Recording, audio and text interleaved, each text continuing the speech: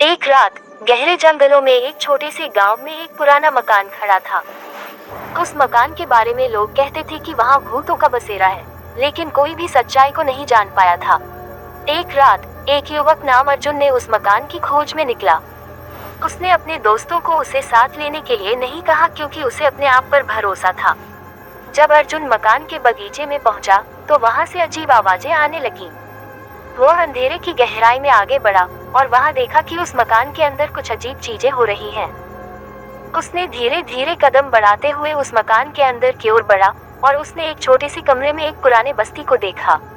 वहां पर अजीब सी ध्वनि आ रही थी, जैसे कोई अंतरिक्ष से आ रहा हो। अर्जुन ने डर के साथ अगले कमरे में कदम बढ़ाया और वहां एक पुराना बोर्ड देखा, जिसमें लिखा था, जो यहाँ आया वह वापस कभी नहीं जा सकता। उसके होश उड़ गए और उसने उस बोर्ड को छूने की कोशिश की, लेकिन वह चिपका हुआ था। उसके बाद अर्जुन ने महसूस किया कि कोई उसे पीछा कर रहा है।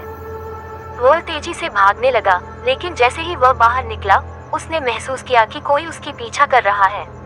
उसने वापस देखा, लेकिन कुछ नहीं था। उसने बिना देर किए अपने पैर तेजी से फेर दिए और उसे लगा कि उसके पास कोई है।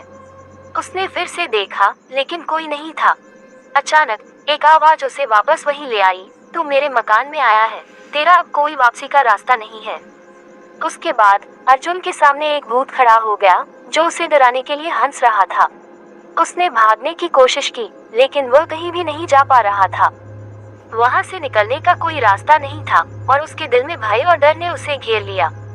उसने जितना भी तेजी से दौड़ा, उसके सामने उस मकान की दरवाजा खुद बंद हो गई। उसकी चीख आसमान में गूंज गई, लेकिन उसकी कोई भी सुनने वाला नहीं था।